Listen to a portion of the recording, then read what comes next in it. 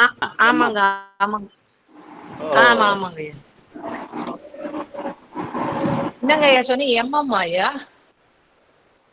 அது என்னமோ பேர் வந்து அமுல்னு பேசுனாங்க இல்லைங்க ஐயா? ஏம்மா. அமுல். அமுலா.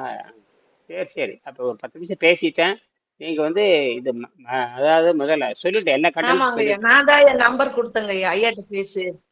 ஆமா, அவங்களுக்கு ஏதோ பிரச்சனை, எல்லாம் சரிங்க வயிற்று ஐயா, சரி, பிரச்சனை தான். நானும் சொன்னேங்க ஐயா ஐயாட்ட பேசுன்னு. ஆ, எல்லாம் உடம்பு நோய் பிரச்சனை தாங்க ஐயா. ஆமா ஆமா. வயிறு. அருணாவா? வணக்கம் அருணா. ம். ரமணார் ரமணார். அருணாவா? வணக்கம் அருணா. மதுரை அருணா. சார் வணக்கம் சார். வணக்கம். எங்கிருந்து பேசுறீங்க? சார் மதுரையிலேருந்து சார். உங்க பேர் சொல்லுங்க. உங்க வீடியோ ஆன் பண்ணுங்க. வாங்க, வணக்கம். உங்க ஆ, உங்க காணொளி ஆன் பண்ணுங்கய்யா. மகேஸ்வரி உமா சார். எல்லாரும் ஆ சொல்லுங்க, உங்களை பத்தி அறிமுகப்படுத்திங்க. ஒரு நிமிஷம் அறிமுகப்படுத்துங்க. வணக்கம் வணக்கம் வணக்கம். Oh, right. Sundar Sundar, right right right right. Sir ஆமாம் சார், ஆமாம் சார். புத்தகம் படிச்சுட்டு இருக்கிறீங்களா? ம் ம் ம். ஆமாம் சார். இப்போ அந்த கொஞ்சம் நேற்று படிக்க முடியல, இன்னும் நீ கண்டினியூஸாக படிக்கிறேன் சார். படிப்பு அதெல்லாம் இது பரிணாம அறிவியலுங்க. இது பலாயிரம் இருக்கிற பிரச்சனை. பலாயிரம் ஆண்டா இருக்கிற பிரச்சனை. அதாவது இது யோக முறைன்னு பேரு. பலாயிரம் ஆண்டாக இருந்து வருது. நீங்க அந்த இயற்கை சட்டத்தை புரிந்து கொள்ளாம யாரும் இது செய்ய முடியாது. உயிரே உயிர், மனம், ம் ம் ஆன்மா இதெல்லாம் புரிந்து கொள்ளாம யாரும் தப்பித்து போக முடியாது. அதாவது என்ன படிச்சிருந்தாலும் ம் உயிரை பத்தி படிக்கணும், இயற்கை சட்டத்தை பத்தி படிக்கணும், அணுவை பத்தி படிச்சிருக்கணும், அண்டத்தை பத்தி படிச்சிருக்கணும். படிச்சிருந்தா தான் தப்பிக்க முடியும். வெள்ளைக்காரனுக்கு இந்த அணுவை பத்தி தெரியாது, அண்டத்தை பத்தி தெரியாது. எல்லாம் தப்பு தப்பா எழுதி வச்சுட்டு போயிட்டான். தப்பு எஸ் தப்பா சார். எழுதிட்டான். ம் கடைசியில மாட்டிட்டு முடிக்கிறான். கடைசியில மாட்டிக்கணும். ஆமா, கடைசியில மருந்தினால் குணமாக்க முடியாதுன்ட்டான். மருந்தினால் எதையும் குணமாக்க முடியாது. மருந்தினால் எதையும் குணமாக்க முடியாதுன்னு சொல்லியிருக்கான். மருந்தினால் எதையும் குணமாக்க முடியாது அப்படின்னு அவன் சொல்லிட்டான். அப்ப நம்ம என்ன பண்ணணும்? குறைஞ்சபட்சம் மருந்தினால் எதையும் குணமாக்க முடியாதுன்னு சொல்லிட்டாங்க. அப்ப நம்ம என்ன பண்ணலாம்? அப்போ அதுதான் இந்த காலத்தால் வென்றிருக்கிற நூல்களை வச்சுதான் நம்ம பண்ண முடியும். காலத்தால் வென்றிருக்கிற நூலை வைத்துக் கொண்டுதான் நம்ம உடம்பை சுத்தப்படுத்தி நம்ம மரணத்தை அந்த நோயை வெல்லுவது. நோயை வெல்லுவது மரணத்தை வெல்லுவதற்கு சமம். நோயை வெல்லுவது எதற்கு சமம்? நோயை வெல்லுவது எதற்கு சமம் சொல்லுங்க. வெல்வதற்கு சமம். அப்படின்னு தான் மரணத்தை வெல்வதற்கு சமம். இப்படித்தான் 2300 ஆண்டுக்கு முன்னாடி தோன்றிய அவர் பேரு அவர் பேர் ஹிப்போக்ரட்டஸ் பேரு. ஹிப்போக்ரட்டஸ் அவர் அப்படித்தான் சொல்றாரு.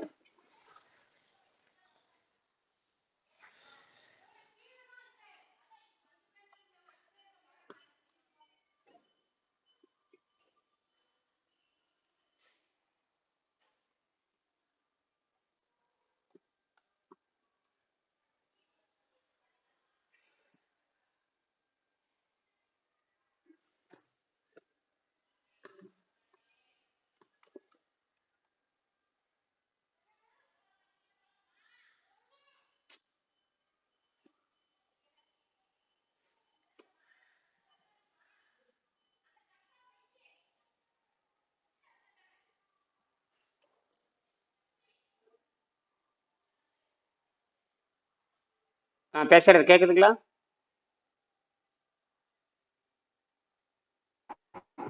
கேக்குதுங்கய்யா, கேக்குது. விட்டு விட்டு எடுக்குதா? இல்ல அலைவரிசை சரியா இருக்கா? இல்ல, பன்னீர்செல்வம் கொஞ்சம் இல்ல, கண்டினியூஸா கேக்குது. பன்னீர்செல்வத்தை அது கேக்குது. குறைச்சிட்டேன். உங்க சத்தம் தான் இறைச்சலா வருது. ஓகே. சரி சரி. மற்றவங்கள இருக்கிறீங்களா இல்ல போயிட்டீங்களா? மற்ற 2 3 பேர் வந்தாங்களா? மகேஸ்வரி, ராமனா. இது என்ன நினைக்கிறீங்க? இது மகேஸ்வரி இருக்குங்க ஐயா. இது ப்ராஜெக்ட் ஒர்க் மாதிரி. அதாவது மகேஸ்வரி எப்படின்னா, இருக்குங்க ஐயா. இது எப்படின்னு கேட்டீங்கன்னா, நீங்க இந்த தத்துவ சரி மகேஸ்வரி வந்து நான் ஒரு இருக்கேங்க 3 ஐயா. சரி மகேஸ்வரி வந்திருக்கீங்க. நான் 2 3 நாள் கவனிச்சுட்டு இருக்கிறேன். கிட்டத்தட்ட ஒரு 2 3 நாள் தொடர்ந்து வந்திருக்கீங்க. ஒரு 10 12 மகேஸ்வரி வகுப்பு. இருக்குங்க ஐயா. சரி ரைட். இன்னைக்கு ஒரு 10 இன்னைக்கு வந்து ஒரு 10 12 வகுப்பு நீங்க தெரிஞ்சிருப்பீங்க இல்லையா? ஒரு 10 12 வகுப்பு நீங்க தெரிஞ்சிருப்பீங்க. இன்னும் நிறைய தெரிஞ்சு கேள்வி கேட்டு கேட்டு கேட்டு கேட்டு கேட்டு கேட்டு கேட்டு அறிவில் தெளிவானதுக்கு அப்புறம் தான் மன வலிமை வந்தா தான் செய்ய முடியும். ஏன்னா இது உணவு பழக்கத்தை அடியோடு மாற்றி அமைக்கிற பயிற்சி. ஏன்னா நமக்கு எனர்ஜி இலவசமா வந்துகிட்டு இருக்குது. எனர்ஜி இலவசமா வருது. பல கோடி ஆண்டுக்கு அப்புறம் மனிதன் எனர்ஜியை வந்து வெளியிருந்து ஐயா உங்களுடைய எடுத்துக்கிறான். வாய்ஸ் சரியா கேட்கலங்க ஐயா. ஏன் சத்தம் வருதா? ஏதாவது சத்தம் வருதா? நான் கரெக்டா ஹெட்போன் போட்டேனே.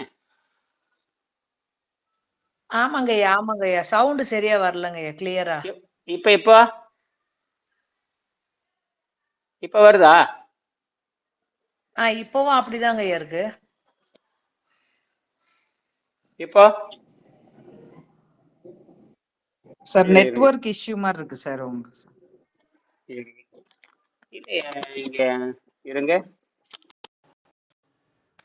இருங்க. இப்ப கேக்குதா?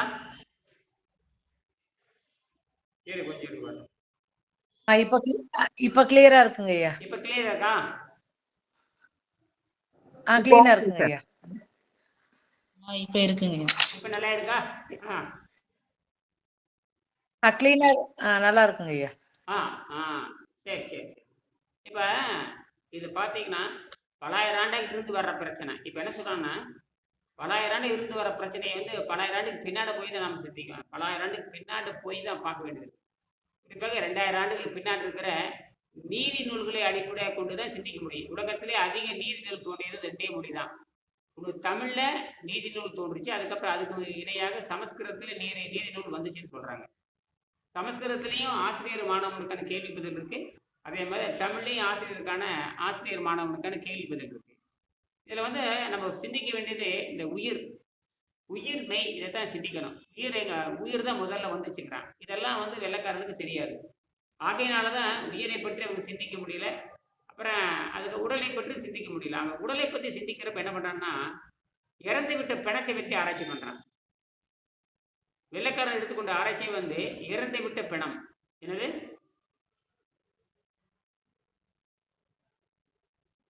எதை வச்சு ஆராய்ச்சி பண்றான்? இறந்து விட்ட பிணம். அருணா வந்திருக்கீங்க. Very good very good. இன்னைக்கு கூட அருணா பரவாயில்ல இருக்கட்டும். இன்னைக்கு கூட ஒரு பழைய மாணவர் வந்திருந்தாரு. கடைசியில் அவர் ஏதோ ஒரு காமாலைன்னு சொல்லிட்டு மாட்டிக்கிட்டாரு. பழைய மாணவர். உங்களுக்கு கூட செய்தி அனுப்பிச்சிருப்பேன், சரிங்களா? அவருக்கு சரியான வழிகாட்டல் சொல்லி அறிவுரை சொல்லி, முதல்ல வந்து நீ வந்து மாணவராக சேருங்க, அது கல்லூரி மாணவர் மாதிரி சேர்ந்ததான் நீ செயல்படுங்கன்னு சொல்லிட்டேன். எல்லாத்துக்கும் அறிவுரை கொடுத்தாச்சு. நீ பழைய மாணவர்களை ஒவ்வொன்றா திரும்பி அடி வாங்குவாங்க. நீ போய் அடி வாங்கி நொறுக்கி ஒழுங்கா பணம் கட்டாம ஒழுங்கா படிக்காம செருப்படி உழுகிறப்ப வந்துடுறாங்க. என்ன அடி உழுகிறப்ப?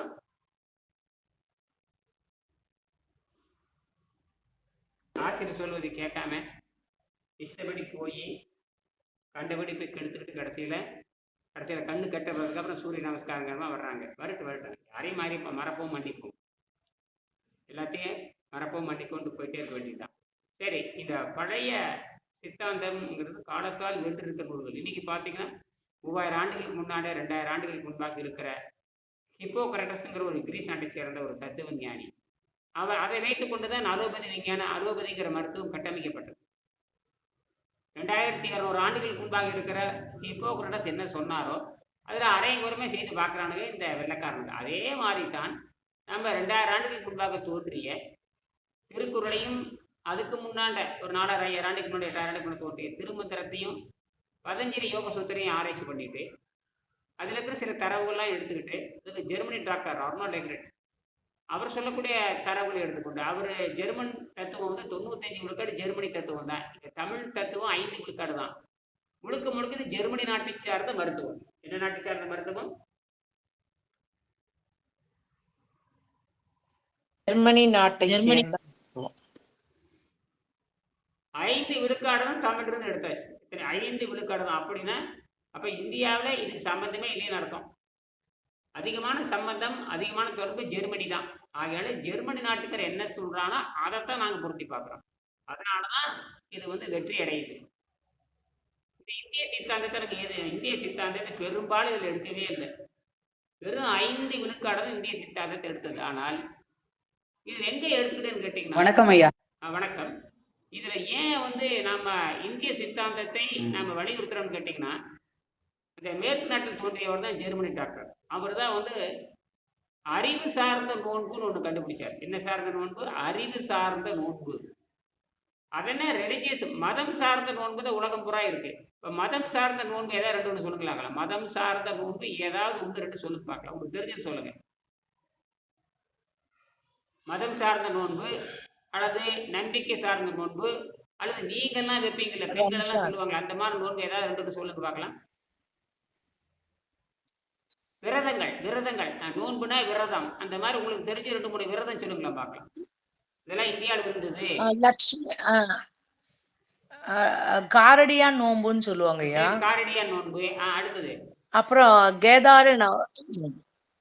சரி கேதார கௌரி விரதம்னுவாங்கய்யா. கௌரி விரதம், அருமை. கௌரி விரதம். அப்புறம் சுமங்கலி சுமங்கலி விரதம். அப்புறம் சுமங்கலி பூஜைன்னு பையா. சரி விரதம் விரதம் விரதம் அந்த விரதங்களா. அப்புறம் கார்த்திகை விரதம். இப்பதான் சரியா. வெள்ளிக்கிழமை விரதம் இருப்பாங்க ஐயா. கார்த்திகை விரதம். அப்புறம் அப்புறம் அப்புறம் இன்னும் கொஞ்சம்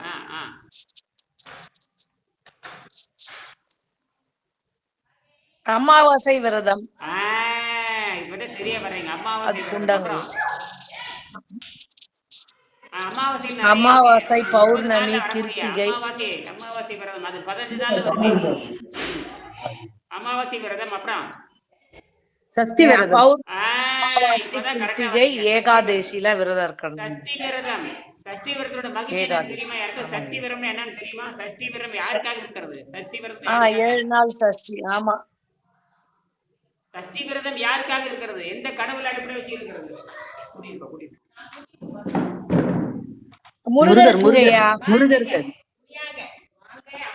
முருகருக்கு சவுண்ட் தாங்க கிளியரா இல்ல. இப்ப வரும் பாருங்க.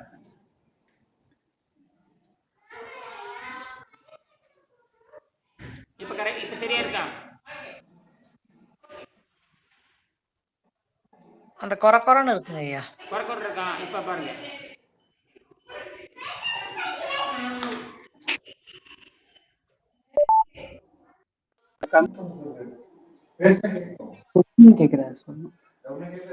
இப்போ இப்ப கேக்குதா? இப்ப கேக்குது. இப்ப தெளிவா இருக்கா? நல்லா கேக்குதுங்க. இப்ப ஹெட்போன் தெளிவா இருக்கு. அந்த மற்றது ரைட். சில பேருக்கு பார்த்தீங்கன்னா குறைன்னு வரும். சரி பரவாயில்ல. இப்ப இந்த சஷ்டி விரதம் சொல்றீங்க, அங்க கரெக்டா வரீங்க. சஷ்டி விரதம் சஷ்டினா வேற ஒண்ணும் இல்ல. சரி சரி. சஷ்டி விரதம் யாருக்காக இருக்கிறது தெரியுமா உங்களுக்கு? யாருக்காக, எந்த கடவுள் அடிப்படை கொண்டு சஷ்டி விரதம் இருக்கிறாங்க? முருகருக்குங்க ஐயா. ஏன் முருகருக்கு? 7 நாள். அந்த 7 நாள் விரதம் யாரு பெரும்பாலும் கடைபிடிப்பாங்கன்னா பெண்கள் கடைபிடிப்பாங்க. சரியா? சரி, அது எதற்காக அப்படி இருக்கிறது சொல்லுங்க பார்க்கலாம். அந்த என்ன வரம் வேண்டி, அந்த என்ன வரம் வேண்டி, எந்த வரத்திற்காக, எதை நோக்கி, எந்த தவத்திற்காக, எந்த வரம் வேண்டி அந்த முருகனுக்கு நோன்பு இருப்பாங்க? பெண்கள் எதுக்காக வரம் இருப்பாங்க சொல்லுங்க பார்க்கலாம். பெண்கள் எதற்காக விரதம் இருக்கணும்? நோக்கம், பெண்களுக்கு நோக்கம் என்ன சொல்லுங்க சொல்லுங்க. சொல்லினா நீங்க ஒன்னும் தேராதவங்கன்னு அர்த்தம். சொல்லலைன்னா அவ்வளவுதான். நீங்க பிஎட் படிச்சிருக்கலாம், எம்எட் படிச்சிருக்கலாம், எம்காம் படிச்சிருக்கலாம், எம்சிஏ படிச்சிருக்கலாம், அப்புறம் வந்து கூகுள் தலைவரா கூட இருக்கலாம். எது பிரயோஜனம் கிடையாது. சுப்ரீம் கோர்ட் ஜட்ஜா கூட இருக்கலாம். கணவர் ஐயா, ஒவ்வொரு நோன்பு வந்து ஒரு நோக்க. அந்த கேதார கௌதி விரதம் கேட்கறதுக்கு மட்டும் இந்த கணவர் விட்டுருங்க, புடலங்காய் விட்டுருங்க, புண்ணா விட்டுருங்க. எந்த கடவுளும் புளுத்துதான் கிடக்குறேன், அதை விட்டுருங்க. நான் கேட்கறது முருகர் பெருமானுடைய இதற்காக எதற்காக இருக்கு, அதை மட்டும் சொல்லுங்க. ஏன் பெண்கள் வந்து முருகர் பெருமான் வந்துட்டுங்க பற்று ஜாஸ்தியா இருக்கு அவருக்கு. எதற்காக? குழந்தை இப்பதான் இப்ப யார் சொன்னாங்க குழந்தைன்னு? யார் சொன்னது? குழந்தை பெத்துக்கிறதுக்காக யார் சொன்னாங்க? அதான் இப்ப குழந்தை பெத்துக்கலாம்னு சொன்னது யாரு? அவங்க சொல்றதுதான் சரி. அருணா என்ன படிச்சிருக்கிறீங்க? ம். என்ன பள்ளிக்கூடத்துல என்ன படிச்சீங்க அருணா? நான் இன்ஜினியரிங் ஆ, மற்றவங்கள முடிச்சிருக்கேங்க. இன்ஜினியரிங் முடிச்சிருக்கிறீங்க. Very good. இதையாவது தெரிஞ்சு வச்சிருக்கிறீங்களேன்னு கேட்கறேன். ஆச்சரியமா இருக்கு. இன்ஜினியரிங் முடிச்சிருக்கு ஒரு அளவும் தெரியாது, நீங்க இதை தெரிஞ்சு வச்சிருக்கிறீங்க. இன்ஜினியரிங் முடிச்சிருக்கணும் இந்த மாதிரி தெரிஞ்சே வச்சிருக்க மாட்டாங்க. முருகப்பெருமானுக்கு குழந்தை வேண்டிய, அப்ப குழந்தை வேணும்னா எது சுத்தமா இருக்கணும்? இப்ப வாங்க, குழந்தை வேணும்னு எது சுத்தமா இருக்கணும்? உடல் சுத்தமா கர்ப்பப்பை சுத்தமா இருக்கணும். கர்ப்பப்பை சரி, கர்ப்பப்பைக்கு சுத்தமாகணும். கர்ப்பம் எங்கிருந்து உண்டாகுது? சினைக்குழாய். சினைக்குழாய் எங்க இருக்குது? சினைப்பை. இதெல்லாம் மூணும் சுத்தமா இருக்கணும். அப்படி மூணும் சித்தாருன்னா பிரியாணி திங்கணுமான்னு கேட்கறேன். மூணு சுத்தமா இருக்கு, பிரியாணி திங்கணுமான்னு கேட்கறேன். பிரியாணி தின்னத்த மூணு சுத்தமாகுமா? இறைச்சி தின்னத்த சுத்தமாகும்னு கேட்கறேன். நோன்புல இன்னைக்கு இறைச்சி திங்காதவங்க யாராவது இருக்காங்க? பரவாயில்ல. இன்னைக்கு இறைச்சி திங்காதவங்க யாராவது இருக்கானா? இறைச்சி தின்னாத பெண்களும் இறைச்சி திங்காத ஆண்களும் யாராவது தமிழ்நாட்டில் இருக்காங்களா? பாலும் பிராமின்ஸ் இருக்காங்க இல்லையா? அவன் பாலை குடிச்சிட்டு இருக்கிறானுங்க. பாலையும் தின்னு இருக்கிற, முட்டையும் தின்னு இருக்கிற, நெய் திங்கிறோம், பால் திங்கிறோம், முட்டை திங்கிறோம். உலகத்திற்கு எல்லாம் அசைவம் திங்கிறோம் பிராமி தான். அந்த அவனுக்கு தான் நீங்க சொல்றீங்களா? அவனுக்கு தான் என்ன திங்கிறானுங்க? முட்டை திங்கிறானுங்க, பாலை குடிக்கிறானுங்க, லிட்டர் பால் குடிக்கிறானுங்க, லிட்டர் நெய்யை திங்கிறானுங்க, அப்புறம் முட்டையும் திங்கிறானுங்க. அவனுக்கு எப்படி அதை வந்து சைவத்துல அசைவம், அது எப்படி அவன் சைவமாக இருக்க முடியும்? அவனுக்கு எவனுக்காவது ஒழுங்கா குழந்தை இருக்கான்னு பாருங்க. எல்லாம் சக்கரை நோய், மூட்டு ஊடு, முழங்கால் நோய், புற்றுநோய், இந்த மூணையும் அவன் நொறுங்க திங்கிறானுங்க. அவன் எப்படி ஆரோக்கியமா இருக்க முடியும்? அவன் ஒழுங்கா குழந்தை பெற்றுக்கிறான்னு பாருங்க. ஆஸ்பத்திரிக்கு போய் பெற்றுக்கிறான், கடைசியில வந்து இப்ப பார்த்தா 50 லட்சம் ரூபாய் கொடுத்து செயற்கை கருத்தரு பண்ற போற அவன் தான். செயற்கை கருத்தரிப்பு நிலையை வச்சு நடத்துறது அவன் தான். இப்ப எல்லாம் அப்படி போயிட்டு இருக்கு. சரியா? அப்ப அசைவம், அவனும் அசைவம் தின்னுட்டு இருக்கிறான். பால் அசைவம் தான். பால் எங்கிருந்து வருது? பானத்துல இருந்து வருதா? மாட்டு நெய் எங்கிருந்து வருது? பால்ல மாட்டுல இருந்து வருது. பால் மாட்டுல இருந்து வருது. அப்ப என்ன, அவர் நேரடியா அது கொழுப்பு. அதுக்கு பேரு தெரியுமா? அனிமல் ஃபேட்னு பேரு. நெய்யுக்கு பேரு அனிமல் ஃபேட்னு பேரு. விலங்கு கொழுப்புன்னு பேரு. என்ன கொழுப்பு? விலங்கு கொழுப்பு. விலங்கு கொழுப்பு தின்னா எப்படி ஆரோக்கியம் வரும்? இந்த கேள்வியெல்லாம் கேட்டா தான் புரிஞ்சு கொள்ள முடியும். அப்ப அதற்கும் ஆரோக்கியத்துக்கு சம்பந்தம் இல்லை. அப்படின்னா கர்ப்பப்பை சுத்தமா இருக்கணும்னா குறைஞ்சபட்சம் அந்த சுத்தமா இருக்கணும்னா குறைஞ்சபட்சம் கனிகள் சாப்பிட்டு சுத்தப்படுத்தணும். அதனாலதான் முருகனுக்கு கனிகள் கொடுத்தாங்க. கார்த்திகை கனிம்பாங்க. கார்த்திகை மாதம். அவங்க பின்னாடி யாரும் சத்தம் வந்துகிட்டே இருக்கு. கொஞ்சம் யாரு? சரஸ்வதியா? சரஸ்வதி நிறுத்துங்க. உங்களோட பின்னாடி சத்தம் வந்துட்டே இருக்குதுமா. இப்ப தெளிவா இருக்கா? சரி, இப்ப நேரம் வருவோம். மகேஸ்வரி அருணாக்கு வருவோம். சரி, அவ்வளவுதாம்மா. அப்ப பழங்காலத்துல இருந்தே அந்த தவம் செய்து, இதுக்கு பேர் தவம்னு சொல்லுவாங்க. அதை தவம் செய்து பெற்றதும்பாங்க, தவம் செய்து பெற்ற பிள்ளைம்பாங்க. அப்ப அந்த உண்ணா நோன்பு என்ன தெரியுமா? தீய பழக்கத்தை விட்டுட்டு நல்ல பழக்கத்தை பின்பற்றுதல்னு அர்த்தம். அருணா, தீய பழக்கத்தை விட்டுட்டு நல்ல பழக்கத்தை கடைபிடிக்கணும். அந்த நல்ல பழக்கத்தை தான் நம்ம சொல்ல வர்றோம் இந்த இடத்துல. இதுல வந்து ரொம்ப ரொம்ப நல்ல பழக்கம் வந்து நீர் விரதம். இந்த நீர் விரதம் அப்படிங்கிறது திருவள்ளுவரால் பரிந்துரைக்கப்படுவது. யோகிகள் மட்டுமே இந்த நீர் விரதத்தை பின்பற்ற. ஏன்னா எல்லா யோகிகளும் பிள்ளை பெற்றவங்க தான். எல்லா யோகிகளும் பிள்ளை பெற்றவங்க தான்.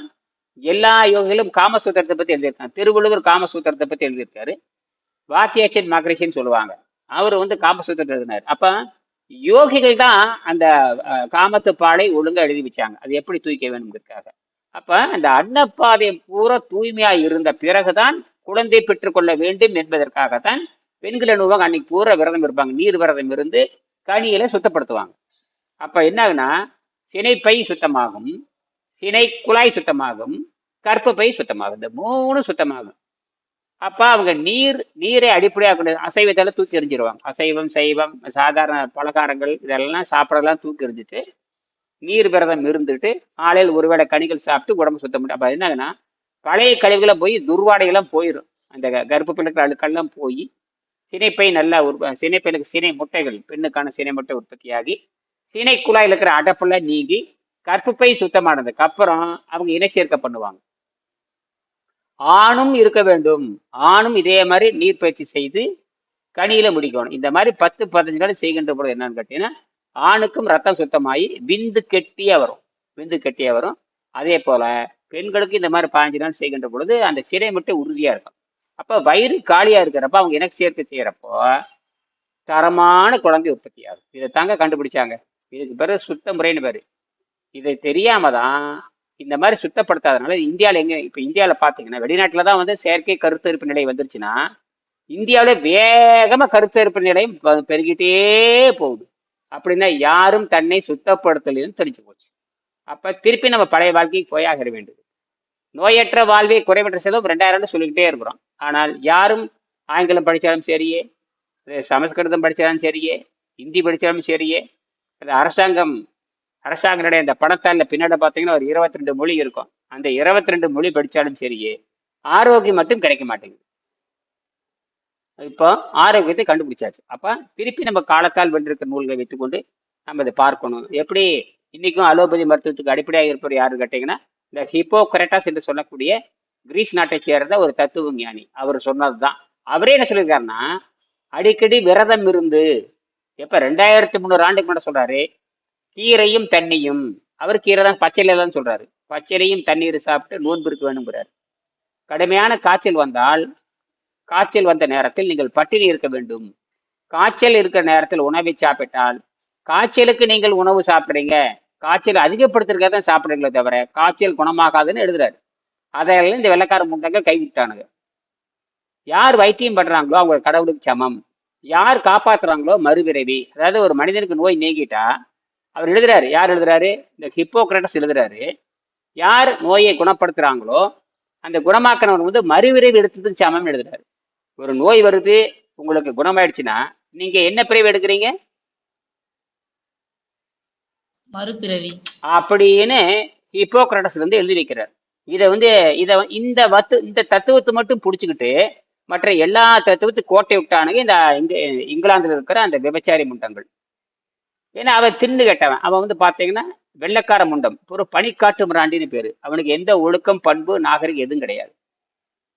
காட்டு மிராண்டிகள் எழுதி வச்சதை தான் இன்னைக்கு நம்மளை பூரா சீரடிச்சுட்டானுங்க. கடைசியில் 200-300 ஆண்டுகளாக இந்த காட்டு மிராண்டிகள் எழுத வச்சு சட்டத்தை வச்சுட்டு அவர் தலைவர் சொல்றதெல்லாம் அந்த ஹிப்போக்ரட்டஸ் என்று சொல்லக்கூடிய தலைவர் சொல்லக்கூடிய தத்துவத்தை எல்லாம் கோட்டை விட்டுட்டு பட்டினி இருந்து நோயை குணமாக்க வேண்டும், காய்ச்சல் வருகின்ற பொழுது பட்டினி போட வேண்டும், தண்ணீரும் மூலிகையை சாப்பிட்டு சுத்தப்படுத்த வேண்டும்ங்கிறதெல்லாம் விட்டுட்டு நோயை குணமாக்குகின்றவன் கடவுள் அப்படிங்கிறத மட்டும் எடுத்துக்கிட்டு மற்றெல்லாம் கோட்டை விட்டானுங்க. ஒரே ஒரு விழுக்காடு, 2 விழுக்காடு, 3 விழுக்காடு மட்டும் எடுத்துக்கிட்டு மிச்ச 97 விழுக்காடு அவர் சொல்றது எதையும் கடைப்பிடிக்கிறது இல்லை. அவனுக்கு ஏதாவது பட்டினி இருக்கிறப்ப ஹிப்போக்ரட்டஸ் என்ன சொல்லியிருக்காருன்னு கேட்டால், பட்டினி இருந்தது நோய் காய்ச்சல் குணமாக்க முடியும், கடைமேட நோய் வந்துட்டா பட்டினி இருக்க வேண்டும் சொல்றதை எந்த வெள்ளைக்காரனாவது பின்பற்றனான்னு பாருங்க. எந்த வெள்ளைக்காரனாவது இங்கிலாந்து மருத்துவத்தை படிச்சுட்டு இந்தியாவை குட்டிச்சவராக்குற அந்த வெள்ளைக்கார மருத்துவத்தை படிக்கிற எவனாச்சு பட்டினி இருந்த நோய் நல்லாகும், புற்றுநோய் வந்தா பட்டினி போடுங்க, காய்ச்சல் வந்தா பட்டினி போட்டு குணமாகுங்க அப்படின்னு எவனாச்சும் சொல்றான்னு பாருங்க. 100 வருஷத்துக்கு கூட எவனாச்சும் சொல்லியிருப்பான். ஆனால் நாம் என்ன சொல்றோம், ஒரு ஆரோக்கியமான பிள்ளை வேணும்னாலும் சரியே, ஆரோக்கியமாக இருக்க வேண்டும் என்று சொன்னாலே உணர்வு உள்ளவங்க, அறிவாளிகள், புத்திசாலிகள் என்ன பண்ணுவாங்கன்னா 10 நாளைக்கு ஒருக்கா, வாரத்துக்கு ஒருக்கா என்ன பண்ணுவாங்க, வயிற்றுக்கு ஓய்வு கொடுத்து அன்னைக்கு பூரா நீர் விரதம் இருப்பாங்க. நீர் விரதம் இருந்து அப்புறம் ஒரு சைவ உணவு சாப்பிடுவாங்க. சைவ உணவு தான் சாப்பிடுவாங்க. நீர் விரதம் இருந்து அந்த காலத்துல ரொம்ப குறைதான் காய்கறி, கீரைகள் தான் இருக்கு. இந்த மாதிரி நான் நினைக்கிற மாதிரி பலகாரம், இட்லி, தோசை, மைசூர் பாக்கு, லட்டு, ஜிலேபி, போண்டா பாச்சு இந்த கருமாந்திரம் எதுவுமே கிடையாது. இந்த கருமாந்திரம் இந்த 50 ஆண்டுக்குள்ள வந்த கருமாந்திரம் தான். எல்லாம் அதை திங்காதவன் யாரும் கிடையாது. தின்னு உடலை பெருத்து அழுகி போய், இடுப்பு பெருத்து, தொப்பை பெருத்து, கற்பப்பை அழுகி போய், ஆண்களுக்கு மலட்டுத்தன்மை இன்னைக்கு மலட்டுத்தன்மை பயங்கரமா பெருகி போகுது.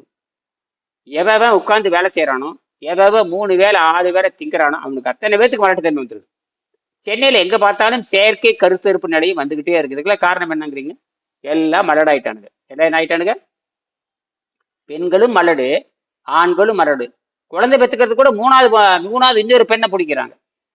இவனு புருஷனும் தகுதி இல்லை, பொண்டாட்டின்னு தகுதி இல்லை, யாரோ ஒரு பொம்பளை பிடிச்சி அவளுக்குள்ள உள்ள செலுத்தி அவளுக்கு ஒரு பணத்தை கொடுத்து போட்டு அவள்கிட்ட இருந்து குழந்தை. அப்படி என்ன அது குழந்தை? இப்ப தாயாரு தகப்பனாரு ஒரு இடமும் தெரியாது. ரிஜிஸ்டர்ல வேற பண்ணிக்கலாம். இது அப்பனுக்குது, விந்து வந்து அப்பனுது, முட்டை வந்து ஆத்தாடுதுன்னு சொல்லுவாங்க. ஆனா யாரு பெத்தது? யாரோ பெத்தது. இப்படியெல்லாம் போயிட்டு இருக்குது. அப்ப இதுக்கு என்ன அழுத்தம் கேட்டீங்கன்னா, எல்லாம் இயற்கைக்கு எதிராக போய்விட்டது. அப்ப இனிமேல் அலோபதி நம்பி கோவிந்தாதான். என்ன அறுவை சிகிச்சை பண்ணுவானுங்க, அவ்வளவுதான் பண்ணுவானுங்க. அப்படின்னா இயற்கை சட்டத்தை புரிந்து இப்பதான் என்ன சொல்றானுங்கன்னா, உடம்பு தன்னைத்தானே குணப்படுத்திக் கொள்கிறதுன்னு ஒரு அலோபதி விஞ்ஞானம் கண்டுபிடிச்சிருக்கானுங்க 2016. அதுக்கு பேர் ஆட்டோ பேக்கின்னு சொல்லுவாங்க. ஆட்டோ பேக்கினா என்ன தெரியுமா அர்த்தம்?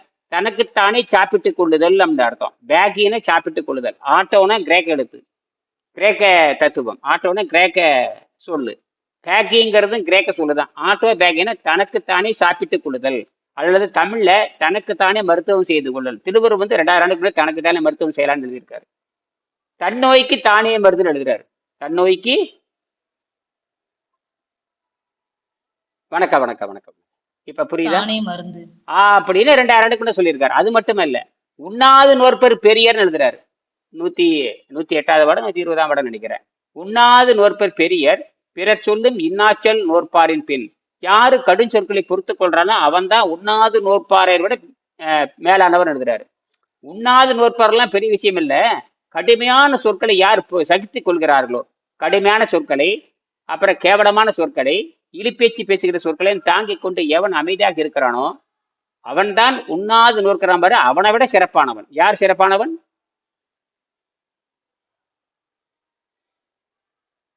உண்ணாது நோற்பார் பெரியர். உண்ணாது நோற்கனை விட யார் உண்ணாது நோற்பானை விட யார் பெரியவர்?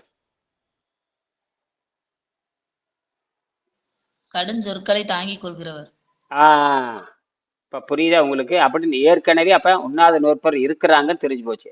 திருவள்ளுவருக்கு பேரு பொய்யாமொழி புலவர்.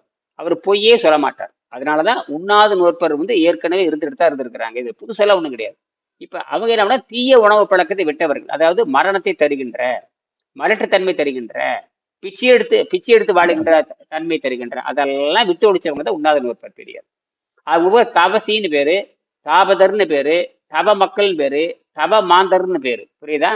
அவர்கள் தான் ஆரோக்கியமா வாழ முடியும். அவங்க தான் புலன்களை வென்றவர்கள் பேர். அதனாலதான் அதெல்லாம் பார்த்துட்டு தான் பொறிவாயில் ஐந்தவித்தான் பொய்தீர் ஒழுக்க நெருடென்றார் நீடுவலர். அப்ப தவ வாழ்க்கையை வாழ்றவங்க தான் நல்ல குழந்தைகளை பெற்றுக்கொள்ள முடியும். யாரு பெற்றுக் கொடுக்க முடியும்? தவ வாழ்க்கையை வாழ்றவங்க தான் நல்ல குழந்தைகளை பெற்றுக்கொள்ள முடியும். அங்கதான் நான் திருப்பி வர்றேன்.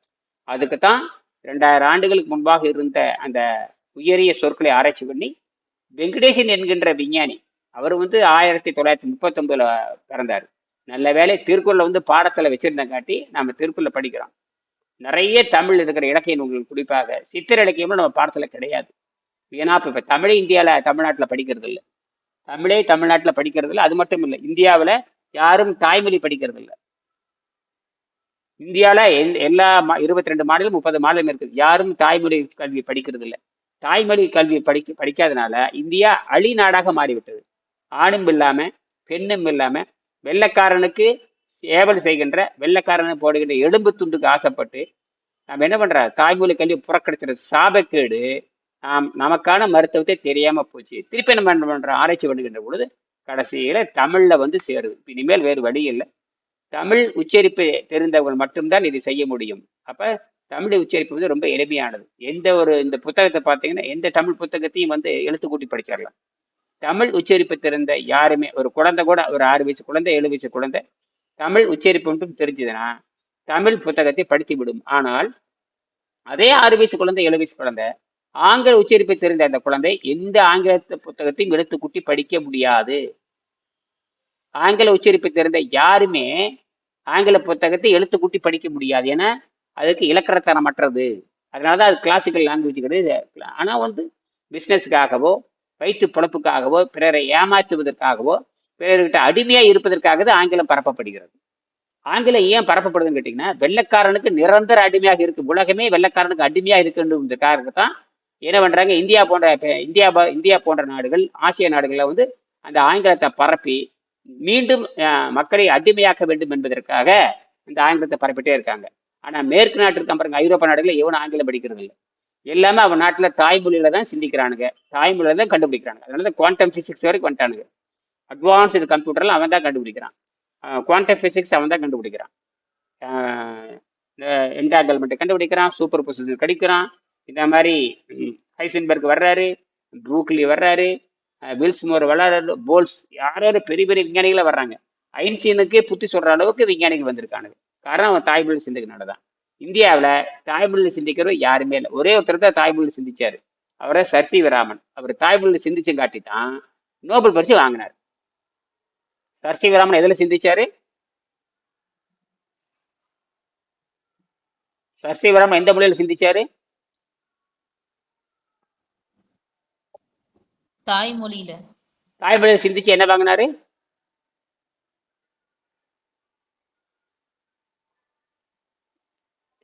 பதிலே காணோம்.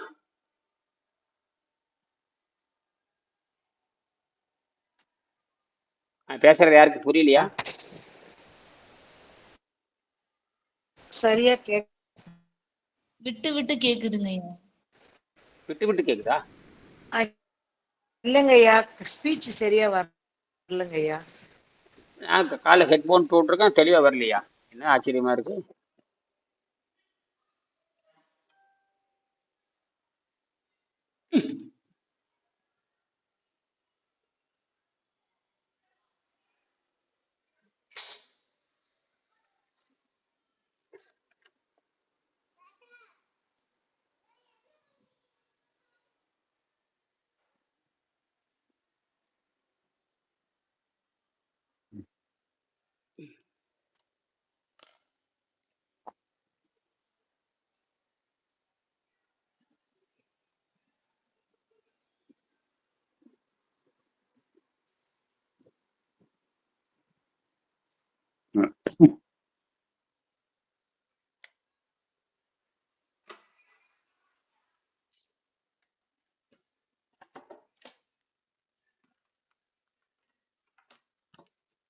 இப்ப ஓரளவு கேக்குதா? இப்போ கேட்கலையா? கேக்குது.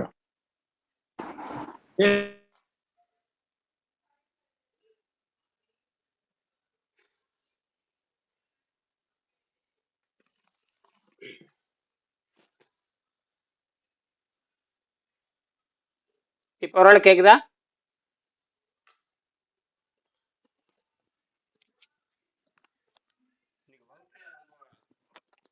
தகராறு இன்னைக்கு வகுப்பு ரொம்ப தகராறு இருக்கு. இப்ப கேக்குதா?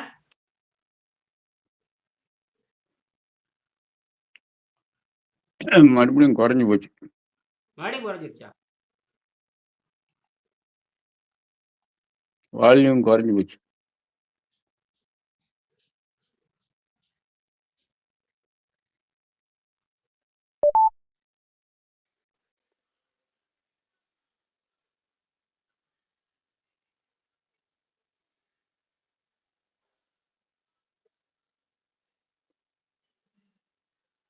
இப்ப கேக்குதா?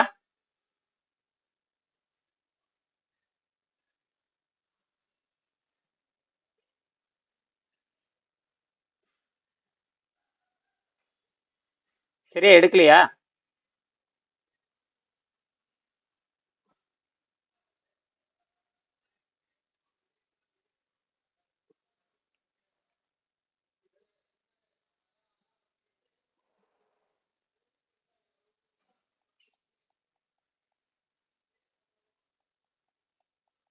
யாராவது பேசுங்க, கேக்குதான்னு பாப்போம்.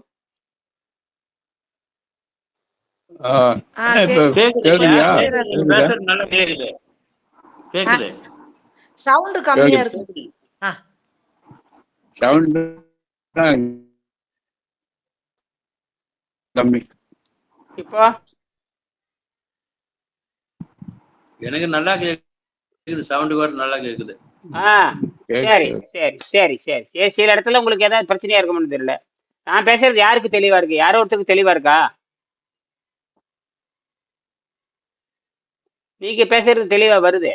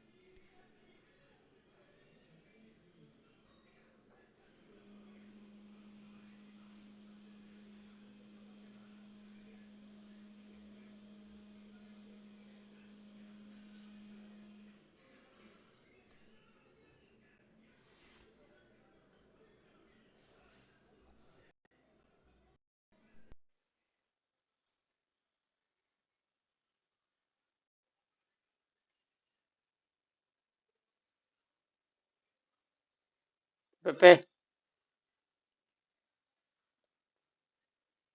சிக்னல் காணுமா கிடைக்கலையா?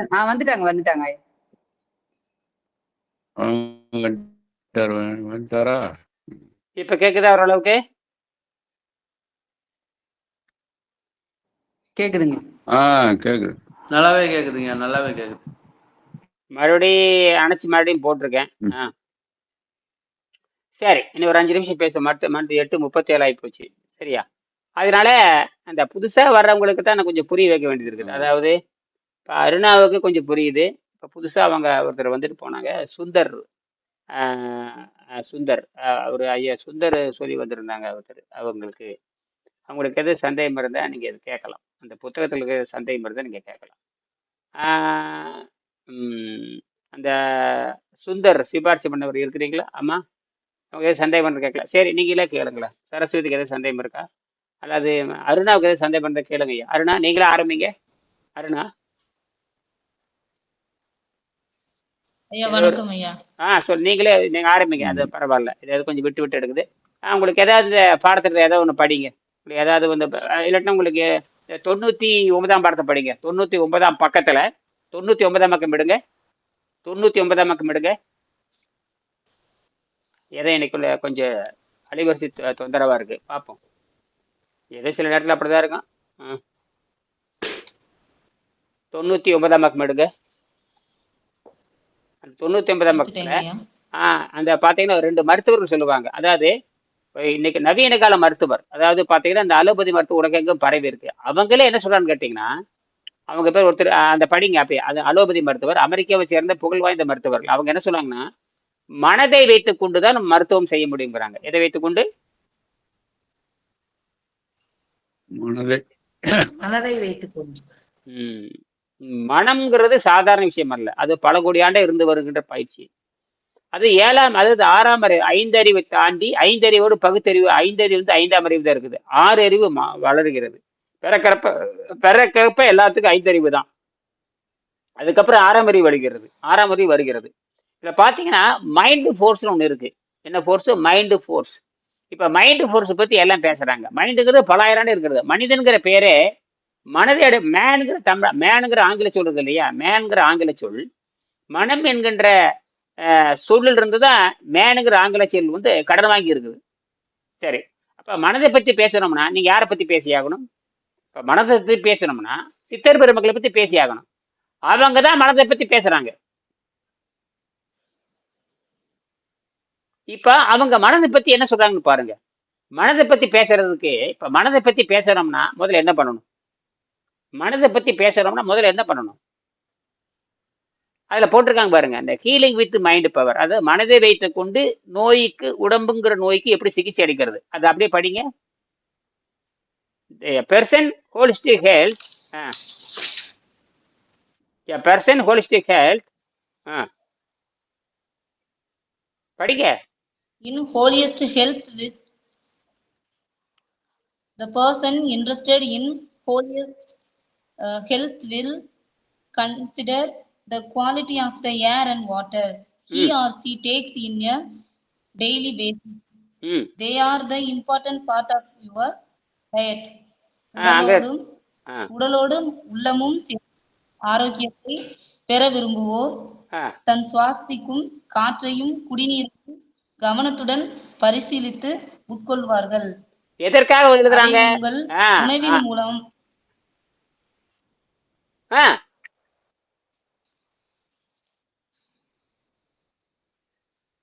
சொல்லுங்க. போயிடுச்சா? அவை உங்கள் உணவின் முக்கியமான பகுதியாகும். இன்னொருக்கா படிங்க. அது அப்படி இன்னொருக்கா படிங்க. அதையே உடலோடு உள்ளமும் சேர்ந்த ஆரோக்கியத்தை பெற விரும்புவோர் தான் சுவாசிக்கும் காற்றையும் குடிக்கும் நீரையும் கவனத்துடன் பரிசீலித்து உட்கொள்வார்கள். அவை உங்கள் உணவின் முக்கியமான பகுதியாகும். அதோட நிறுத்துங்க. என்ன புரியுதுன்னு சொல்லுங்க. இப்ப எல்லாத்துக்கும் விளக்கம் சொல்லுங்க பார்க்கலாம். என்ன புரியுது அதை வந்து நல்லா புரிஞ்சுக்குங்க. தலைப்பு என்ன தலைப்பு வச்சிருக்கிறாரு அந்த டாக்டர் அர்னால்டு, அந்த டாக்டர் ரிச்சர்ட் சாமிஸ் என்ன தலைப்பு வச்சிருக்காரு? என்ன தலைப்பு வச்சிருக்கிறாங்க? சொல்லுங்க, யாருங்க அந்த புத்தகத்தோட தலைப்பு என்ன?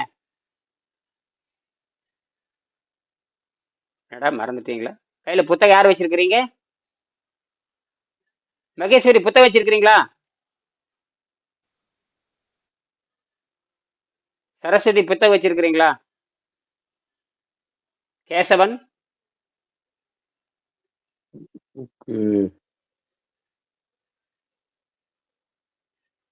பன்னீர்செல்வம் புத்தகம் வச்சிருக்கிறீங்களா? பாக்குறேங்க. புத்தகம் வச்சுட்டு புத்தகம் வச்சிருக்கணும் ஐயா. வகுப்பு எடுக்கிறப்ப டக்குன்னு புத்தகம் வச்சிருக்கணும் ஐயா. அப்பதானே இதுக்கு அப்பதானே அது பொருத்தமா இருக்கும். வகுப்புக்கு வந்தவங்க புத்தகம் இல்லாம எப்படி வரலாம்னு கேட்கறேன். புத்தகம் இல்லாம எப்படி வரீங்க? பள்ளிக்கூடத்துக்கு வரீங்க, புத்தகம் இல்லாம வரலாமா? எங்க அருணா படிக்கிறீங்களா?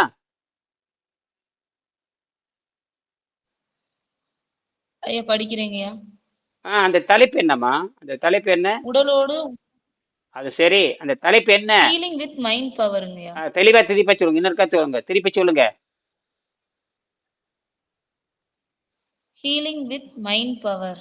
அப்படின்னா என்ன அர்த்தம் தமிழ்ல?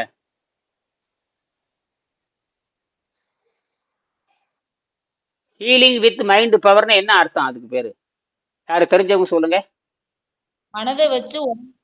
மனதை வைத்து சரி செய்யறதுங்க. சரி, மனதை வச்சு சரி செய்யறாங்க. ஆனா என்ன சாப்பிட சொல்றாங்க?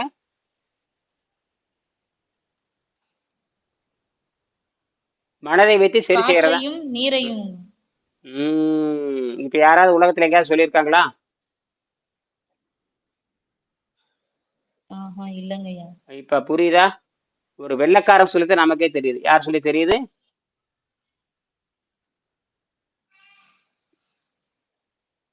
யோசிக்கணுமா? யோசிக்கணும். இந்த மாதிரி தேடி கண்டுபிடிச்சு சொல்லணும். இந்த மாதிரி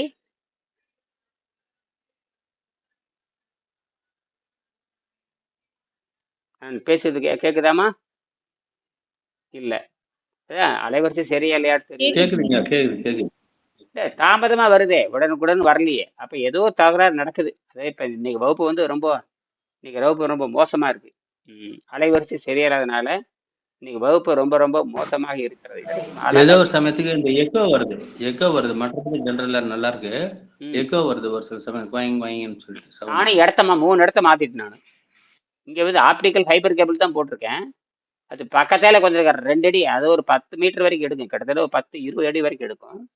ஏதோ தகராறு இன்னைக்கு போய் தொலைஞ்சு போது போங்க. இது முக்கியமான சப்ஜெக்ட் இன்னைக்கு. ஏன்னா பெண்கள் நிறைய வந்திருக்காங்க. இன்னைக்கு அந்த சஷ்டி விரதத்துல ஆரம்பிச்சு, அமாவாசை விரதம் ஆரம்பிச்சு, கௌரி விரதத்துல ஆரம்பிச்சு, எங்கெங்கேயோ போய் கடைசியில வந்தாச்சு. கடைசியில ஹீலிங் வித் மைண்ட் பவர், மனதை வைத்துக் கொண்டு சிகிச்சை அளிக்கின்ற முறை. சரி, மனதை வைத்துக் கொண்டு சிகிச்சை அளிக்கும் முறைக்கு எங்க வர்றீங்க? நேர நீரையும் காற்றையும் பரிசோதிக்கிறாங்க. அப்ப உணவு எங்க போச்சு? இங்க மாவு எங்க போச்சு? கொழுப்பு எங்க போச்சு? புரதம் எங்க போச்சு? இட்லி எங்க போச்சு? தோசை எங்க போச்சு? புரோட்டா எங்க போச்சு? குருமா எங்க போச்சு? வெஜிடபிள் பிரியாணி எங்க போச்சு? சட்னி சாம்பார் எங்க போச்சு? இதெல்லாம் எங்கம்மா போச்சு அருணா? இதெல்லாம் எங்க போச்சு? சொல்றது வெள்ளைக்காரன். ஒரு அமெரிக்கா 2 வெள்ளைக்காரன் சொல்றான். அமெரிக்கா வெள்ளைக்காரன் புரிஞ்சு போச்சு. ஓ, இது பலாயிராண்டா இருந்து வருதுங்கிற பயிற்சி முறை. இப்ப திருப்பி எங்க போறீங்க? காலத்தால் நிலைத்திருக்கிற வேதங்கள், காலத்தால் நிலைத்திருக்கிற நூல்களை வைத்துக் கொண்டு நம்ம என்ன பண்றோம்? பயிற்சியை தொடங்குறோம். இதுக்கு யாராவது சந்தேகம் இருக்கா? ஆமாங்கய்யா. இப்ப சந்தேகம் கேட்கலாம். இப்ப கேளுங்க. இப்ப சந்தேகம் கேளுங்க. இப்ப அதோட படிச்சுட்டு இதுல சந்தேகம் கேட்கலாம். அது என்னங்க? மனதை வைத்துக் கொண்டு, மனது வேற, தண்ணீர் வேற. மனம்ங்கிறது எங்கேயோ இருக்குது, எங்க இருக்குன்னு நமக்கு தெரியாது. ஆனால் சொல்லக்கூடியது பார்த்தீங்கன்னா, சுவாசிக்கும் காற்றையும் தான் உட்கொள்ளும் நீரையும் பரிசீலித்து உட்கொள்வார்கள் அப்படின்னு ஒரு வெள்ளைக்காரர் சொல்றாரு. எம்டி, மருந்தே கொடுக்குற எம்டியும், எம்எஸ் அறுவை சிகிச்சை செய்யக்கூடிய ஒரு மருத்துவர் 2 பேரும் சேர்ந்து கூட்டம் எழுதியிருக்காங்க. ஒருத்தர் எம்எஸ், ஒருத்தர் எம்டி. உயர் படிப்பு. எம்டிங்கிறது உயர் படிப்பு, எம்எஸ்ங்கிறது அறுவை சிகிச்சை. அதெல்லாம் உங்களுக்கு சொல்ல தேவையில்லை. அவங்க சொல்லணுங்கிற அவசியம் இல்லை. அவர்கள் 2 பேரும் சேர்ந்து சொல்றாங்க ஹீலிங் வித் மைண்ட் பவர். அவங்க அந்த டாக்டருக்கு பேர் என்ன தெரியுமா? என்ன துறை சார்ந்தவங்க தெரியுமா? இன்டகிரேட்டட் மெடிக்கல் டாக்டர் பேர். இன்டகிரேஷன் மெடிக்கல் டாக்டர் சொல்லுவாங்க. இன்டகிரேஷன் மெடிக்கல் டாக்டர்னா என்ன தெரியுமா அர்த்தம்? பல்வேறு வகையான மருத்துவ தத்துவத்தை பேசி எந்த தத்துவம் எளிமையாக இருக்கிறதோ அந்த தத்துவத்தின் மூலமாக மனிதனை முன்னேற்றுவது அல்லது மனிதனுக்கு ஆரோக்கியம் தருவது. இதுதான் விஷயம். இப்ப வெள்ளைக்காரனுக்கு இருக்கிற சூடு சொரணை இந்தியாவில் இருக்கிற எந்த மருத்துவத்துக்கு இன்னும் வரல அப்படின்னு integration medical coach, integration medical centre வந்தாலுடைய ஒன்றும் செய்ய முடியாது. இப்ப நாம என்ன பண்ற, அதெல்லாம் தூக்கி எறிஞ்சு போட்டு நாம வைத்தியமா மாத்திக்கிறோம். அதாவது சஷ்டி விரதம்னு எப்படி சொல்றோமோ அதே மாதிரி இப்ப ஆட்டோ பேகி தனக்குத்தானே சாப்பிடல்னு பேரு, தனக்குத்தானே கிருமிகளை சாப்பிட்டுக் கொள்ளுதல். அதுக்கு தான் அவங்க சொல்றாங்கன்னா வயிற்றுக்கு ஓய்வு கொடுத்தல்னு பேச்சாங்க. வயிற்றுக்கு ஓய்வு கொடுக்குறப்போ என்னதுன்னா, வயிற்றுக்கு ஒரு 5 மணி நேரம் 6 மணி நேரம் 10 மணி நேரம் 16 மணி நேரம் ஓய்வு கொடுக்குறப்ப என்னது கேட்டிங்கன்னா, அது பேர் நல்ல பழக்கம். இந்த 18 மணி நேரம் 20 மணி நேரம் வயிற்றுக்கு ஓய்வு கொடுக்குற நீரை அருந்தி ஓய்வு கொடுக்குறப்போ உடம்பு நல்ல கிருமிகள் மேலெழுந்து அது என்ன பண்ணுது, தீய கிருமிகளை சாப்பிட ஆரம்பிச்சிருக்கு. இதுக்கு பேர் தனக்குத்தானே சாப்பிட்டு தனக்குத்தானே குணமாக்குற முறைன்னு கண்டுபிடிக்கிறாங்க 2016 கண்டுபிடிச்சு நோபல் பரிசை வாங்கிட்டாங்க. ஆனால் அது எங்கேயும் உலகம் பூரா அமுல்படுத்தல. ஏன்னா அமுல்படுத்த முடியாது. ஏன் அமுல்படுத்த முடியாது? கண்டுபிடிச்சாச்சு, அது நடைமுறைப்படுத்த முடியல. எதனால நடைமுறைப்படுத்த முடியலன்னு சொல்லுங்க. ஏதாவது கருத்து வந்து தெரியுங்க, முடிச்சுக்கலாம். எதனால நடைமுறைப்படுத்த முடியல? ஏன்? ஜப்பான் டாக்டர் தான் கண்டுபிடிச்சார். ஜப்பான் அலோபதி டாக்டர் தான் கண்டுபிடிச்சார். ஜப்பானை சேர்ந்த அலோபதி டாக்டர் தான் அதை என்ன பண்றாரு, தனக்குத்தானே வைத்தியம் பண்ணிக்கலாம். விரத முறை நமக்கு தேவையானது. எந்த நாட்டிலும் விரத முறையே கிடையாது. தொடர் விரத முறை ஏதோ ஒரு அந்த மதத்தின் பேரால் ஒரு நாளைக்கு இருப்பாங்க, 2 நாளைக்கு இருப்பாங்க, 30 நாளைக்கு இருப்பாங்க. இந்தியாவில் சுத்தமா விரத முறையே கிடையாது. பழங்காலத்துல சஷ்டி விரதம் இருந்தது, அமாவாசை விரதம் இருந்தது, ஆடி விரதம் இருந்தது, மாரியன் நோம்பி விரதம் இருந்தது, ஐயப்பன் நோம்பி விரதம் இருந்தது, கௌரி பூஜை இருந்தது, கௌரி விரதம் இருந்தது, எத்தனையோ விரதம் இருந்தது. எல்லாம் கைவிட்டாச்சு. இப்ப திருப்பி எங்க போறீங்க? பழங்கால முறைக்கு போறீங்க. ஒரு நன்மை பயக்கும் என்றால் நன்மை கிடைக்கும்னா, நன்மை நமக்கு நன்மை என்ன கிடைக்கணும்னா யார் சொல்லியிருந்தா தான் என்ன, அது எக்காலத்தில் தோன்றியதா என்ன, நம்ம அது என்ன அங்க போய் நம்ம எடுத்து நன்மை செய்யணும். பழங்காலத்துல சொல்லப்பட்டதுங்கிறக்காக புறந்தள்ள முடியுமா? அப்ப பழங்காலத்தில் சொல்லப்பட்ட நூல்கள் தான் உண்மையா இருக்கு. பழங்காலத்தில் சொல்லப்பட்ட நூல்கள் தான் காலத்தால் வென்று இருக்கிற நூல் தான் உண்மையை சொல்லுது. சரிங்களா அருணா?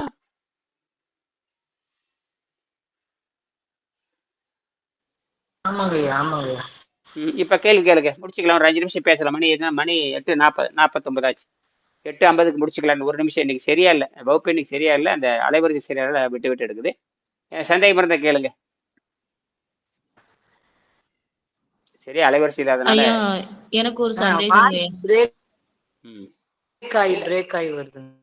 போயிட்டு போகுது, அது விட்டு போகுதுங்க. வரட்டு நிறுத்தலாம், 2 நிமிஷம் நிறுத்திடலாம். கேளுங்க அருணா, கேளுங்க.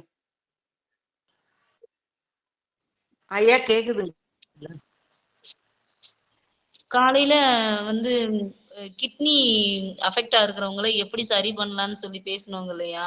ஆமா, குணப்படுத்துறத பத்தி ஆமா. நீர் மூலம். அப்ப அவங்க மருந்து எடுத்துட்டு இருக்காங்க, ஏதோ ஒரு மருந்து எடுத்துட்டு இருப்பாங்களே, அதை அப்படியே சடனா நிப்பாட்டினா எதுவும் ஆகுமா? ஒண்ணும் ஆகாது. மருந்துதான் மனிதனை சாவடிக்கும் ஆகி போச்சு. மருந்து மனிதனை சாகடிக்கும். மருந்து சாப்பிடுறவங்க நல்லா குணம் இல்ல.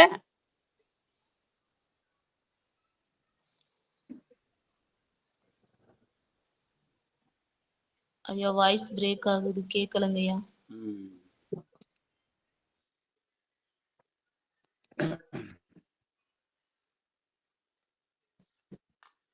கேட்கலையாட்டு.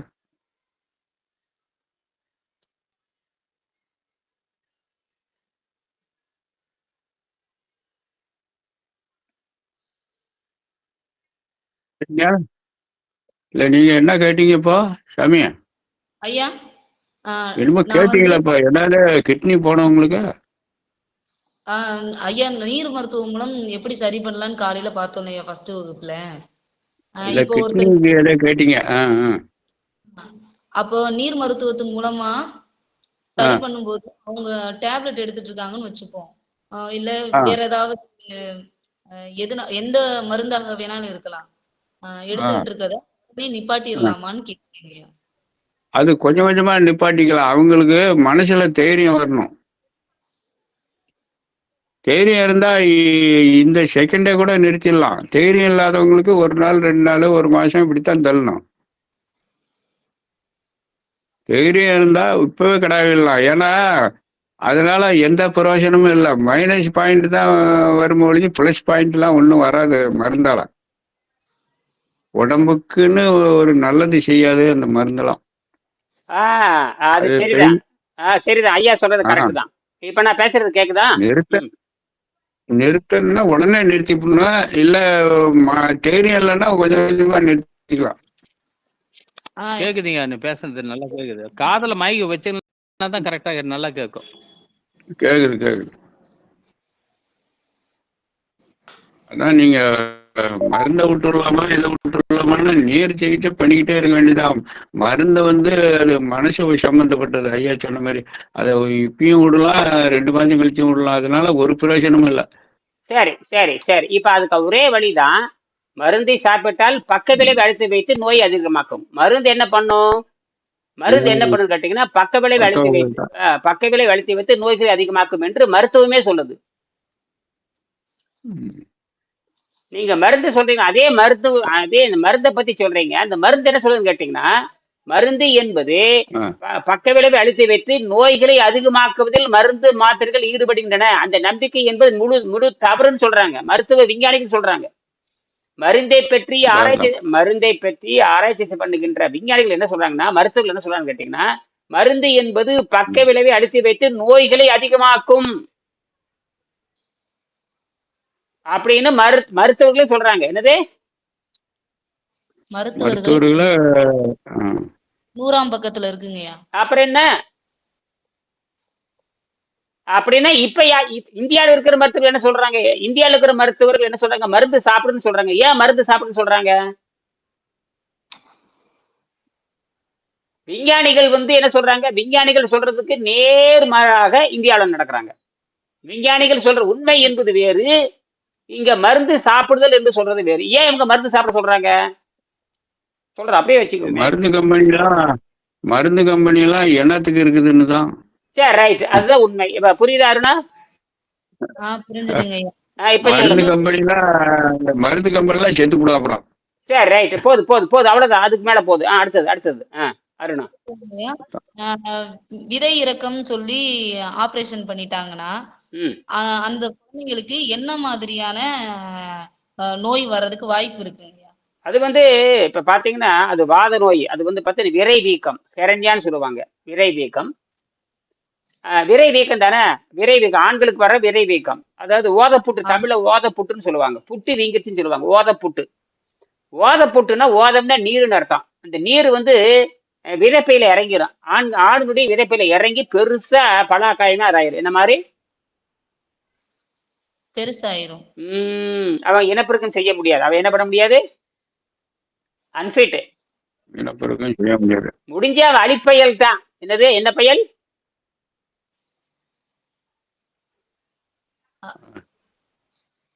இல்ல ஆபரேஷன் பண்ணி அத சரி, ஒரு பக்கம் இறக்கமாவும் ஒரு பக்கம் ஏத்தி இருக்குன்னு சொல்லி ஆபரேஷன் பண்ணிட்டாங்கன்னு வச்சுக்கோங்கய்யா. அது அதுக்கப்புறம் அது ஏதாவது சைடு எஃபெக்ட் வருமான்னு? ஆமா, வரும். என்ன மாதிரியான சைடு எஃபெக்ட் வரும்? அது என்ன வச்சிருக்காங்கன்னா, தற்காலிகமா அங்க இருக்கிற விஷத்தை மட்டும் எடுத்திருக்கிறாங்க. தற்காலிகமா அங்க இருக்கிற விஷ நீரை மட்டும் வெளியே எடுத்திருக்கிறாங்க. அந்த ஊறிட்டு இருக்கிற நீரை தற்காலிகமா அறுவை சிகிச்சை பண்ணி அந்த நீரை வெளியே எடுத்திருப்பாங்க. ஆனால் உடம்பெங்கும் அந்த விஷ நீர் இருக்கும். உடம்பெங்கும் அப்படியே தான் இருக்கும். மூளையிலும் இருக்கும், தண்டுவடத்திலும் இருக்கும், எல்லா இடத்துலயும் பரவி இருக்கும். அந்த விஷயத்தை முறையாக எடுக்கணும். அந்த வரிசை 4 பட கழுவி எடுத்ததுக்கு அப்புறம் தான் கடைசி சுத்தம் ஏற்படும். 4 பட. இவன் தற்காலிகம் என்ன பண்ணிருக்கிறான், அதை கிழிச்சு விட்டு அது பண்ணிட்டான். அது சைடு எஃபெக்ட் தருமே தவிர அவன் ஒரு நாளும் அவன் குழந்தை பெற்றுக்கிறதுக்கு வாய்ப்பு ரொம்ப குறைவு. குழந்தை பெற்றுக்கிறதுக்கான வாய்ப்பு ரொம்ப குறைவு. அது மட்டும் இல்ல, மருந்து மாத்திரைகளால உடம்பு கெட்டு போயிருக்கும், ரத்தம் கெட்டு போயிருக்கும். மருந்து மாத்திரை நிறைய கொடுத்துருப்பாங்க. இன்னைக்கு அவன் மருந்து திங்கிறவனா இருப்பான், சாதாரண உணவு திங்கிறவனா இருப்பான். மருந்து மாத்திரை நிறைய இருக்கும். அவன் தின்னு மறுபடியும் ரத்தம் கெட்டு போய் உடலங்கும் பரவி விஷயம் இருக்கும். தப்பிக்க முடியாது. தப்பிக்கிற மாதிரி இருப்பான், ஆனா தப்பிக்க முடியாது. அதான்யா கொலை கேஸ் எல்லாம் ஜாமீன்ல வந்துடுறான். கேஸ் அப்படியே தான் இருக்கு, தூக்காடுறது கூட கொடுப்பான். எப்ப வேணா தூக்கு வரும், எப்ப வேணா தூக்கு கடைசியில ஆ, வரும். அந்த மாதிரிதான். நீ ஜாமீன்ல தானே வெளியே வந்திருக்க. அதேதான் ஜாமீன்ல வெளிவந்த மாதிரி தான் எப்ப வேண்டாம். ஜெயலலிதாக்கு அப்படித்தான் கடைசியில போட்டாம் பாரு 200 கோடி ரூபாய் தண்டம் போட்டு உள்ள இருக்க சொன்ன பாரு, அதே மாதிரி கடைசியில இது மாட்டிடும். ம். அப்படித்தான் இந்த ஜாமீன்ல வந்ததுமே நான் நிரபராதின்னு வீதியில திரியறாம பாருங்க. அந்த மாதிரி தான் இந்த ஆங்கில மருத்துவம்லாம் நான்லாம் சரியாகிக்கிச்சுன்னு வந்துட வேண்டியது. எங்க சரியாச்சு, அங்க கேஸ் அப்படியே இருக்குது. அதே தூக்காடும் கொடுப்பான், ஆயுள் கைதியாகவும் போட்டுடுவான். எப்படி வேணாலும் போடுவான். புரியுதுங்களா? அந்த மாதிரி தான் இருக்கு. ம். சரி. சரிம்மா, அதான் சரி. ஐயா சொல்றதெல்லாம் இப்படிதான் புரிஞ்சுக்கணும். நீங்க என்னென்னமோ கேட்டுக்கிறீங்க. அதான் கரெக்ட் அப்படி கேட்கணும் அவங்க. அதுதான் சுத்தமா முட்டாளு வைத்தியம் பண்ணிக்கிட்டு இருக்கிறோம். அதை கேட்டு என்ன பண்றது? அந்த மருந்த முன்ன விடணும். அது சொல்றதுக்கா நல்லா எரிக்கி பிடிச்சிக்கிட்டு, மரத்தை எரிக்கி பிடிச்சிக்கிட்டு, மரம் என்ன பிடிச்சிக்கிச்சுன்னா அது மரம் என்ன பண்ணும்? மருந்தை நீ பிடிச்சிக்கிட்டு அது எங்க உடனே பிடிச்சிது? நீ சரி. மருந்தை எரிக்கி பிடிச்சிக்கிட்டு விடமாட்டேங்குது, கிட்னி போச்சு அது போச்சுன்னா அதை விட்டா தானே நம்மள விடாது. இல்ல, அதுக்கு என்ன அதுக்கு அப்படித்தான் நான்லாம் தப்பிச்சது. ம். சரி, கரெக்ட். போதும் அவ்வளவுதான் விஷயமே. ஏற்கனவே இது பல்வேறு ரைட் நாம பிறந்ததுல சரியா சொல்றீங்க. நான் பிறந்ததிலிருந்து பல்வேறு வகையான பழக்கத்துக்கு அடிமையானவங்க. பிறந்ததிலிருந்து நாம் பல்வேறு வகையான பழக்கத்துக்கு அடிமையானங்காட்டி நம்ம எல்லா வகையான நோய்களும் உள்ள வந்துருச்சு. தொடர்ந்து உணவை தின்னுட்டே இருக்கனாலே, தொடர்ந்து காலையில மத்தியானம் சாயங்காலம், காலையில மத்தியானம் சாயங்காலம், இடையில 4 தடவை, 8க்கு 7 தடவை, இடையில 3 தடவை, 8க்கு 7 தடவை, இடையில 3 தடவை, காலையில 3 தடவை, அது இடையில 11 மணிக்கு, இந்த மாதிரி தின்னு தின்னு தின்னு தின்னு அழுகி போய் எல்லா நோய் வந்துருச்சு. அப்ப இந்த பல்வேறு பழக்கத்தை மாற்றி அமைத்தால்தான் நீர் மருத்துவத்தின் மூலமாகவும், காற்று உணவு மருத்துவத்தின் மூலமாகவும், மருந்தடிக்காத காய்கறியின் மூலமாக முதல்ல நடுநிலை பெற்ற தேகமாக முதல்ல கண்டுபிடிக்கும். நீங்க சொன்னீங்க பார்த்தீங்கன்னா, அந்த வாத நோய், அந்த ஹெரண்யா, அந்த வாதப்புற்று நோய்க்காரன் என்ன பண்ணு கேட்டீங்கன்னா, அந்த நோய்க்காரனுக்கு இந்த நீர் மருத்துவத்தை சொல்லி கொடுத்து உண்மையான எடையை கண்டுபிடிக்கணும். என்ன அருணா சொல்லுங்க? உண்மையான எடையை கண்டுபிடிக்கணும் அப்படின்னு அவங்களுக்கு சொல்லணும். யாருக்கு சொல்லணும்? அந்த ஓதப்புற்றுல பாதிக்கப்பட்டவனுக்கு ஹைட்ரோசில், அது பேர் ஹைட்ரோசில்னு சொல்றாங்க. ஹெரண்யாங்கிறது பிதுக்க நோய். ஹெரண்யாங்கிறது பிதுக்கம் நினைக்கிறேன். அதான ஹெரண்யா என்பது வேற, ஹைட்ரோசில் வேற. ஹெரண்யான்னு என்ன தெரியுமா? ஹைட்ரோசில் குடல் இறக்கம். குடல் இறக்கம், குடல் இறக்கம். குடல் இறக்க நோய். ஹைட்ரோசில்ங்கிறது வாதப்புற்று. ஹைட்ரோசெல்லுங்கிறது அது உயிர் நிலையில வீங்கி போடும். அதான் விதப்பை வீங்கிறது. இது ஹெரண்யாங்கிறது குடல் பிதுக்கு நோய். குடல் இறக்கம், குடல் பிதுக்கம்னு பேரு. சரியா? கிட்டத்தட்ட எல்லாம் ஒண்ணுதாம்மா, எல்லாம் ஒண்ணுதான். அது நிறைய தின்னதுனால பிதுக்கிட்டு வருது. இது நிறைய விஷம் ஏறிக்கிட்டதுனால இது பிதுக்கிட்டு வருது.